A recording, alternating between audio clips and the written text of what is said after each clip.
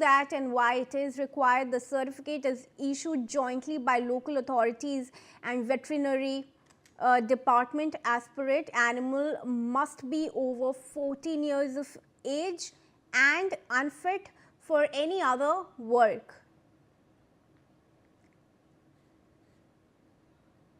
It also confirms the animal is permanently incapacitated due to age, injury or disease, and no animal can be slaughtered without this official fitness certificate document anymore in Bengal. The certificate also ensures that only old or unfit animals are allowed for slaughtering. Slaughter is permitted only in designated municipal slaughterhouses after certification. Public open slaughter is strictly prohibited even with valid fitness certificates, and violation of rules can lead to jail terms and monetary fines of up to 1,000 rupees, a jail term of 6 months if these rules that are announced are violated. In fact, let's take you through these rules once again on our plasma screens.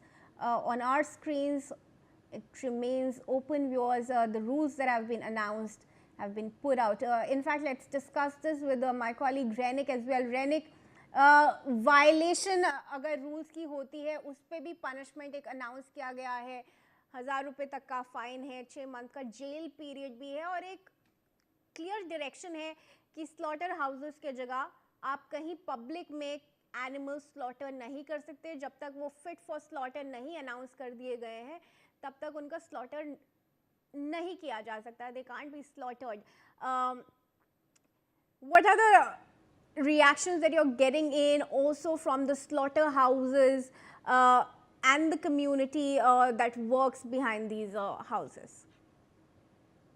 एकदम ही देखिए, सरकार के तरफ से एकदम स्पष्ट किया गया है कि सरकार के तरफ से जो नियम लागू किया गया है एक्ट 1950 के तहत, पशु हत्या एक्ट 1950 के तहत, कि किसी भी तरीके से पशु हत्या करने के पहले उसका फिट सर्टिफिकेट होना मैंडेटरी है. अगर कोई शॉप, जो स्लॉटिंग शॉप जो है, वो स्लॉटर का जो शॉप वो ओपनली किसी भी जगह पर इस्तेमाल किया जा रहा है, खुला हुआ है, तो उस जगह के ऊपर भी नजर रखने के लिए कहा गया है. उसके साथ साथ ये भी ऑर्डर दिया गया है कि जो भी पशु हत्या किया जाएगा उसका पहले फिट सर्टिफिकेट होना जरूरी है, मैंडेटरी है. अगर किसी के पास नहीं होगा तो ये एक क्रिमिनल ऑफेंस है, और क्रिमिनल ऑफेंस में होने की वजह से 6 महीने तक जेल हो सकता है और उसके साथ साथ ही 1000 रुपया के ऊपर फाइन भी हो सकता है. ऐसा सरकार की तरफ से एकदम निर्देश दिया गया है.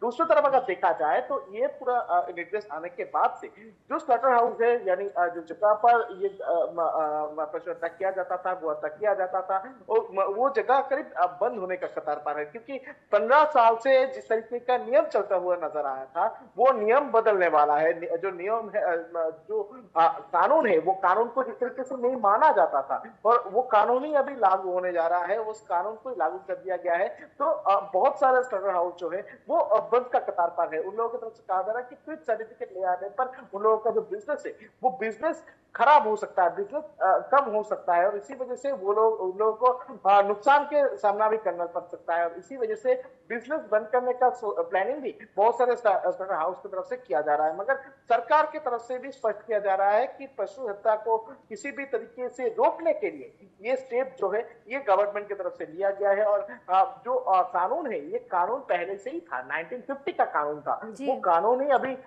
इम्प्लीमेंट जो है वो गवर्नमेंट की तरफ से वेस्ट बंगाल में किया जा रहा है. रेनिक, फिलहाल आपको जुड़ने के लिए बहुत धन्यवाद. एंड